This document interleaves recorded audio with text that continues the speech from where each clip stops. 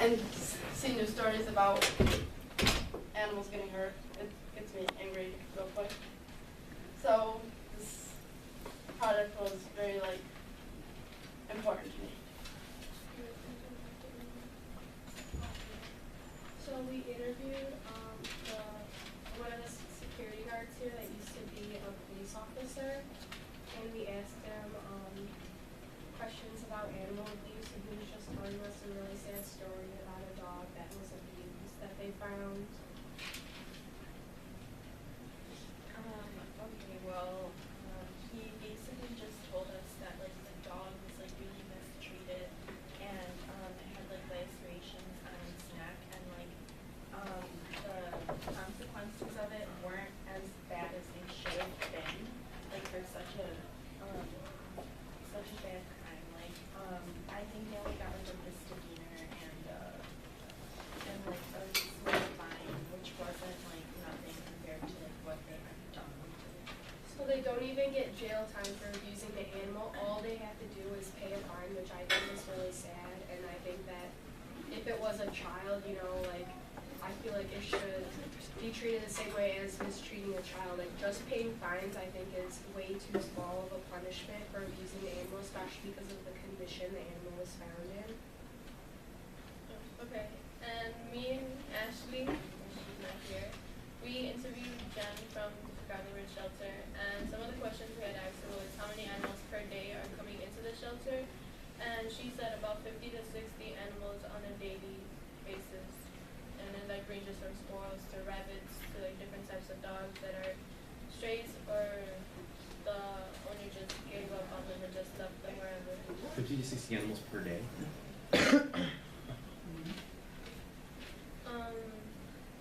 We asked that most of these animals hurt or injured when they are dropped off or when they're found. And she said at least 40% are very malnourished or been on the street for quite some time and had to scavenge for food, very starved, beaten, bad, or bruised, injured, or hit by cars.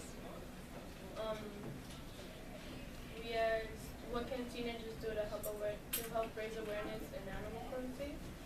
And she said, just be aware of your surroundings. If you see one of your neighbors leave their dog out all the time, every day, and it's freezing cold outside or it's really hot outside, you should call the local police department. Also,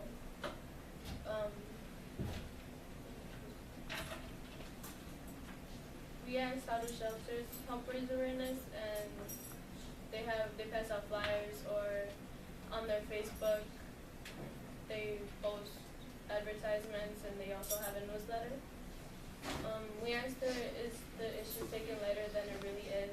And her opinion was local laws should be enforced more, and there needs to be more laws and punishments for the people who do abuse animals.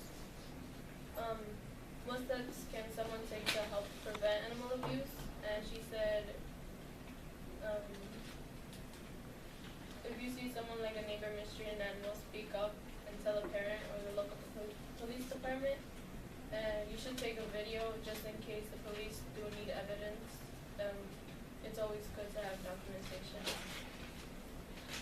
We asked her what's the punishment for someone who is accused of animal cruelty, and it is a felony and they might get some jail time, but it's not really for certain, or they do get really heavy fines.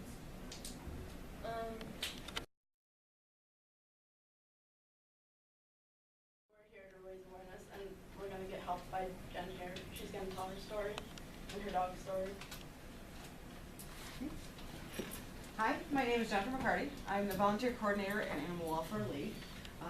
Right now I have my little star, my little princess. Her name is Mindy.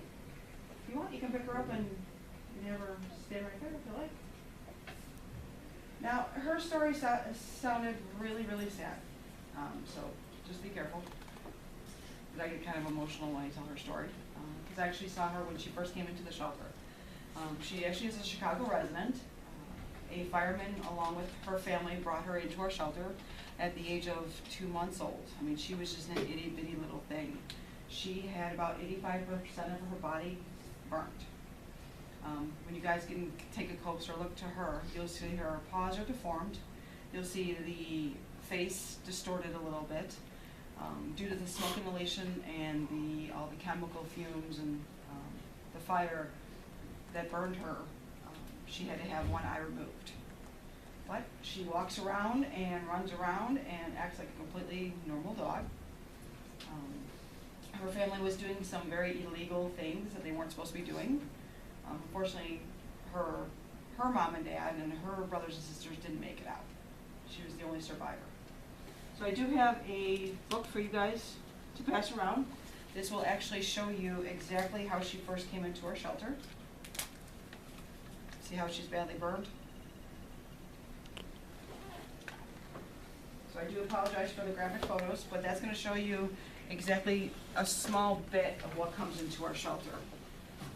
Like she said, there is so many animals that come into our shelter, battered, beaten, bruised, starved to death. I mean, we are amazed at the turnaround rate of some of those animals that come in looking like a bag of bones.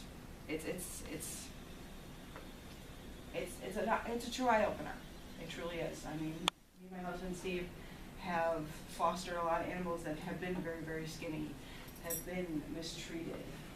Previous our foster, little man, was left in a garage to starve to death. There was no ounce of fat on him, but he was the sweetest little soul in the world. No food aggression, great with kids, great with other people. He just wanted to be loved. There's so many animals out there that they want that extra attention, they want that extra love. And there's so many people treating these animals. So it's actually up to the younger generation, you guys, and even younger generation, to be aware of what's going on in your surroundings. Be aware of, what your neighbors are doing with their animals. Or if you see a stray animal, I mean, you guys can try to approach them. Make sure you always have a treat and leash, like I always do in my car or with me. Try to coax them, and then if you do find them, bring them to a local shelter, bring them to the police department, Actually, I'd say about 60% of animals that are wandering the streets actually have microchips in them. Microchips are in between the shoulder blades, and it's a small grain of rice that has a serial number on it. Now, when an animal comes into our shelter, we scan them, and we try to trace that microchip. There's actually 12 different types of microchips, and then there's about 6 European microchips. So it does take a while to register and take a while to research those microchips, and we always pray to God that those microchips are registered. If they have, like Mindy, for instance, she has her tags on her. She has a guardian angel. She also has a tag with her name and 2 phone numbers on it, and then she's going to have her rabies tag on there.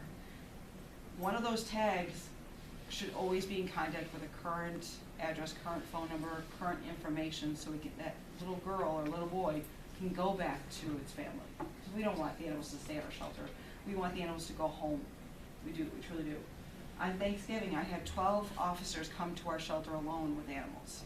I was able to reunite 5 of those animals with their family right then and there on Thanksgiving.